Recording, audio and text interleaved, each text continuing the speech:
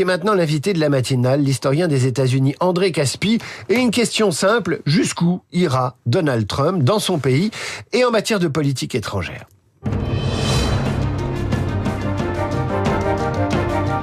André Caspi, bienvenue. Merci. Vous êtes un de nos meilleurs historiens des États-Unis. Vous avez publié des dizaines de livres sur ce pays. Curieusement, pas encore. Rien sur l'ère Trump, ou en tout cas Trump 2, si j'ose dire. Ça viendra peut-être. Le Washington Post a révélé, André Caspi, un document confidentiel sur Gaza dimanche. L'administration américaine, pendant 10 ans, installée à Gaza, transformation de ce territoire en pôle touristique et technologique, déplacement volontaire de 2 millions de Gazaouis, c'est ce qui est prévu dans ce document de 38 pages. Qu'est-ce qu'il dit de l'administration Trump et de sa vision de cette région et de ce conflit et de la vision de Donald Trump? Écoutez, tout d'abord, ce n'est pas la première fois que Donald Trump évoque la possibilité de transformer Gaza en une French Riviera. C'est-à-dire qu'au fond, il cherche la solution à un problème qui est insoluble.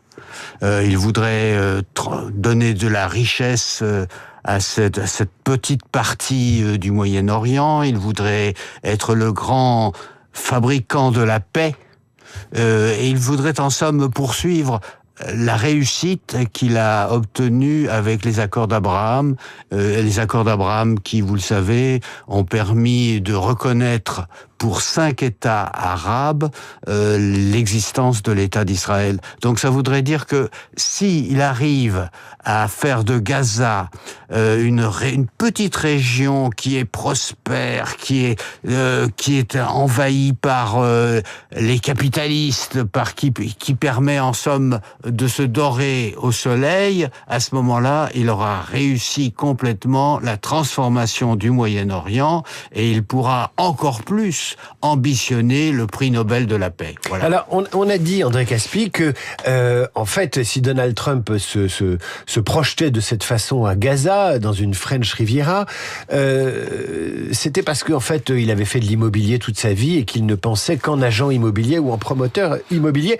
Est-ce qu'il y a des précédents sur la façon dont des présidents américains ou la façon dont l'Amérique a projeté le développement d'un territoire qui pourrait être comparable à ce qui est écrit dans cette note tout à fait révolutionnaire de 38 pages? Non, il n'y a pas de précédent, mais en revanche, ce que l'on peut dire, c'est que les États-Unis ont quand même largement concouru au redressement de l'Europe après la Seconde Guerre mondiale. C'est-à-dire qu'au fond, là aussi, ils ont investi beaucoup d'argent, ils ont cru à la possibilité de remettre debout l'Europe, mais le Gaza, c'est pas l'Europe, hein, donc c'est très difficile de faire la comparaison et d'aller plus loin. Donc, ce que voudrait en fait Donald Trump, c'est être le créateur d'une entité nouvelle et d'une entité qui permettrait le rétablissement de la paix dans cette région du monde qui est quand même l'une des régions explosives. C'est une région qui ne cesse pas d'être en guerre. Encore aujourd'hui, regardez par exemple que le conflit entre l'Iran et Israël est suivi par le conflit entre Israël et les Houthis, et sans parler bien sûr de la Syrie ou d'autres régions dans le monde. Donc ça veut dire que ce que veut avant tout Donald Trump, c'est transformer cette région, en faire une région prospère, et puis, si c'est possible, peut-être, mais ça j'invente, si on pouvait créer une ville qui s'appelle Trump Town, il serait certainement très satisfait, et il investirait, ou il ferait investir beaucoup d'argent dans la construction des immeubles. André Caspi, comment comprenez-vous un homme qui n'a que l'amour de son pays à la bouche, la grandeur de l'Amérique, donc un vrai patriote et aussi un nationaliste, peut-il nier autant le fait national palestinien, pour ne citer que celui-là? C'est-à-dire qu'en fait, à l'extérieur des États-Unis, tout est économique, mais pour les États-Unis, tout est drapeau. Oui, c'est-à-dire qu'en fait, il représente une force nationaliste, comme vous venez de le dire. Je dirais pas tout à fait d'ailleurs nationaliste, je dirais isolationniste. Donc ça veut dire que les États-Unis jouent un rôle capital, et aujourd'hui, Il faut bien reconnaître que c'est la principale puissance économique, c'est elle qui fait la pluie et le beau temps dans ses relations avec l'Europe, peut-être aussi dans ses relations avec le reste du monde. Donc tout cela fait que cela donne à Donald Trump cette idée que les États-Unis sont tout puissants et qu'en conséquence, ils peuvent agir partout dans le monde pour le bien du monde et surtout, plus encore, pour le bien des Américains. Donc voilà. Les Américains et le bien des Américains, ça nous amène à la politique intérieure de Trump. Il y a une interrogation sur l'état de droit aux États-Unis, sur les contre-pouvoirs et sur la manière dont Trump veut mobiliser, premier exemple, la garde nationale en outil de maintien de l'ordre dans 50 États.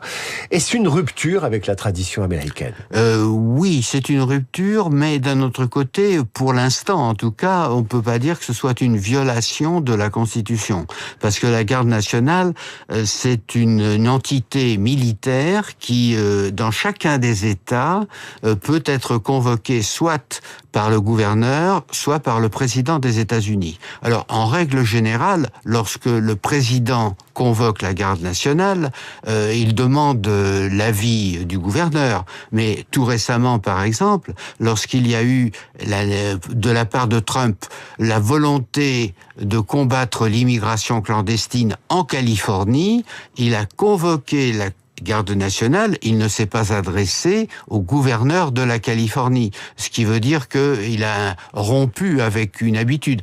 On peut pas dire qu'il est rompu avec la Constitution des États-Unis ou avec l'organisation de la garde nationale, mais il a pratiquer en somme une attitude qui est contraire aux habitudes et aux conventions du système politique aux États-Unis. André Caspi, je recevais hier Christine Lagarde et je lui ai demandé si elle considérait que les États-Unis étaient toujours un État de droit à partir de références à ses relations avec la Cour suprême ou ses relations avec la Banque centrale américaine.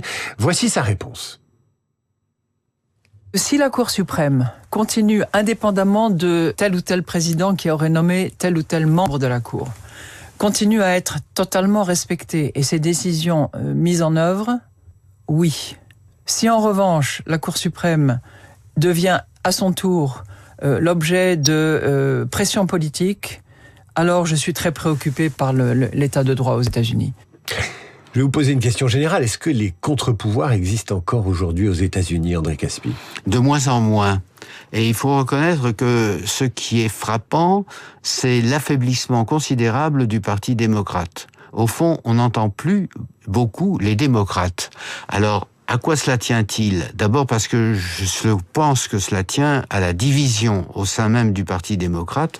Il y a une aile gauche qui ne soutient pas tout à fait les mêmes positions que le reste du parti. Ça, c'est le premier point.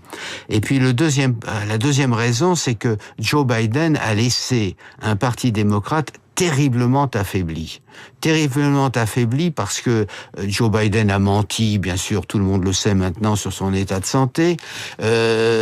Kamala Harris a été une candidate très faible à la présidence. Donc il n'y a plus véritablement de contrepoids démocrate, même au sein du Congrès. Et pourtant,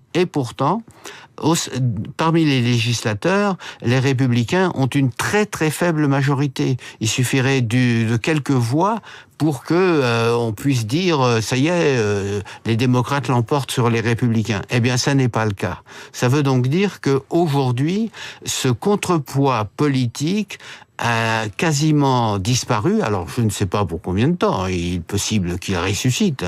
Mais en tout état de cause, ça veut dire que il y a aujourd'hui une force considérable de la part de Donald Trump qui bénéficie de l'appui de son parti avec toutes les influences que cela représente. Paradoxe, bénéficie-t-il de l'appui des Américains qui se défient de l'État central, de l'État fédéral, alors que Trump, lui, est en train de le renforcer, ou en tout cas de le faire à sa main par des pressions sur la Banque centrale, sur la nomination des juges à la Cour suprême, j'en passe. Les Américains, qui sont en défiance vis-à-vis de l'État fédéral, laissent faire Trump, qui, lui, le fait grossir, ou en tout cas lui donne du pouvoir. Oui, et puis vous oubliez un élément important, c'est que Trump intervient également sur le maintien de l'ordre. C'est-à-dire que ce soit La garde nationale. la garde nationale, bien sûr, mais que ce soit contre l'immigration clandestine ou contre les mouvements contestataires qui peuvent exister ici ou là. Donc ça veut dire que il a derrière lui un parti qui est uni ou presque en sa faveur, mais pour l'instant. Alors, la question qui se pose, c'est que aux États-Unis, les choses changent. Je ne vous cacherai pas que nous sommes en septembre 2025 et que dans un peu plus d'un an, il y aura des élections législatives que l'on appelle des élections de mid-term, et ces élections de mid-term vont renouveler toute la Chambre des représentants et un tiers du Sénat. Donc c'est là qu'on verra si Donald Trump peut en somme transformer complètement la vie politique aux États-Unis ou s'il va naître une force contradictoire qui pourrait en somme freiner ses élans.